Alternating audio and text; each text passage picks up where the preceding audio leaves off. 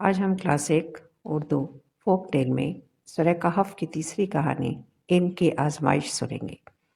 इससे पहले सूरह कहफ की दो कहानियाँ ईमान की आजमाइश और माल की आजमाइश आप सुन चुके हैं। एक मरतबा हज़रत मूसा अलैहिस्सलाम से किसी ने पूछा, ज़मीन पर सबसे ज़्यादा इल्म किसके पास है? हज़रत मूसा अलैहिस्सलाम ने जवाब दिया, मेरे पास। ये जवाब उन्होंने इस वजह से दिया क्योंकि वो अल्लाह के नबी थे और ये समझते थे कि उनसे ज़्यादा इल्म किसी के पास नहीं हो सकता।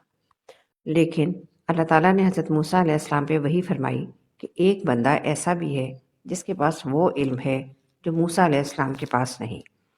अल्लाह ताला ने उन्हें हज़रत खिज़र अलैहिस्सलाम के पास भेजने का हुक्म दिया ताकि वह उनसे सीख सकें और इल्म के मामले में आजिज़ी अख्तियार करना सीखें। हज़रत मूसा अलैहिस्सलाम अपने शागिर्द हज़रत यूशा बिन नून के साथ सफ़र पर निकले। अल्लाह ताला ने उन्हें एक निशान बताया कि जहाँ दो दरिया मिलते हैं वहीं उन्हें खिज़र अलैहिस्सलाम मिलेंगे। कई दिनों के सफ़र के बाद जब वो इस मुकाम पर पहुँचे तो हज़रत मूसा अलैहिस्सलाम ने खिज़र अलैहिस्सलाम को पाया। हज़रत मूसा अलैहिस्सलाम ने खिज़र अलैहिस्सलाम से दरख्वास्त की कि वो उनके साथ रहें और उनके इल्म से फ़ायदा उठाएं। हज़रत खिज़र अलैहिस्सलाम ने कहा, तुम मेरे साथ सब्र नहीं कर सकोगे क्योंकि जिन बातों को तुम समझ नहीं पाओगे उन पे तुम सवाल ज़रूर करोगे।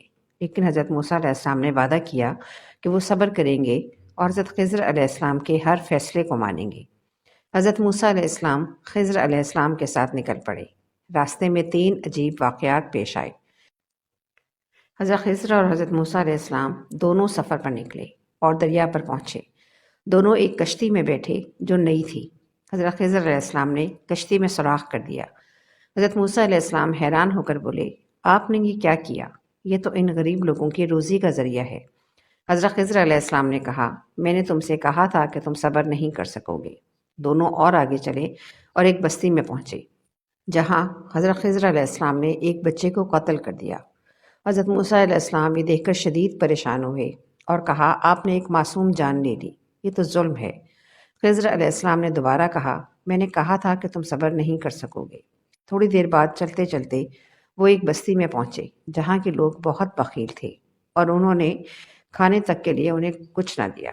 उसके बावजूद हज़रत खिज़र अलैहिस्सलाम ने एक गिरती हुई दीवार को मरम्मत कर दिया। हज़रत मूसा अलैहिस्सलाम ने हैरत से कहा, हज़रत, हम अगर चाहते तो इस पे अजर ले सकते थे। उन्होंने हमें खाना तक नहीं दिया और हम उनकी दीवारें सीधी कर रहे हैं।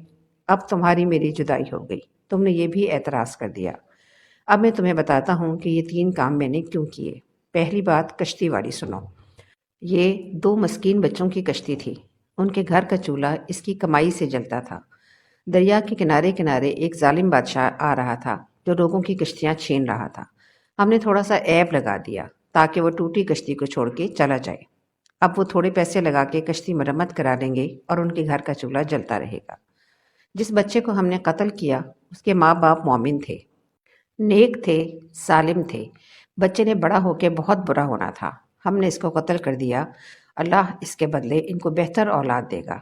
उलमाए तफसीर ने लिखा है कि इस बच्चे के बदले में अल्लाह ने इनके वालिदैन को एक बेटी अता की जिसकी नस्ल से 70 नबी पैदा हुए। दीवार शहर के 2 यतीम बच्चों की थी और इसके नीचे उनका खजाना था और उनका बाप बड़ा नेक था। खजाना दीवार के नीचे है। दीवार किसी भी मामूली धक्के से गिर जाती। 2 ही सूरतें थीं, या वो बच्चे अपना खजाना खुद उठा लेते या लोग उठा के ले जाते। लोग उठा के ले जाते फिर भी हाथ में कुछ ना आता, और अगर वो खुद उठा लेते तो बच्चे हैं, बचपने की वजह से इसको उड़ा देते। हमने इसके ऊपर दीवार खड़ी कर दी जब तक वो इस काबिल नहीं हो जाते कि यह ख़जाना निकाल कर इसको सही मसरफ़ पे लगा सकें। इतनी देर तक दीवार गिरेगी नहीं। जब वो इस उम्र को पहुंच जाएंगे जिस उम्र में वो इस ख़जाने को संभाल सकेंगे तो फिर दीवार खुद ब खुद गिर जाएगी और ये ख़जाना निकाल कर अपने काम में ले आएंगे। इस कहानी से हमें बहुत से सबक हासिल होते हैं कि हर चीज़ जो बज़ाहिर बुरी या नुकसानदेह लगती है वो हमेशा वैसी नहीं होती। अल्लाह की हिकमत और इल्म इंसान की समझ से बालातर है। इल्म के मामले में हमेशा आजिज़ी इख्तियार करनी चाहिए और अल्लाह पर भरोसा रखना चाहिए। इल्म एक नेमत है, लेकिन आजिज़ी के बगैर ये तकब्बुर में बदल सकता है। अल्लाह की हिकमत पर यकीन रखो क्योंकि हर आजमाइश के पीछे एक भलाई पोशीदा होती है। उम्मीद है आपको आज की कहानी पसंद आई होगी।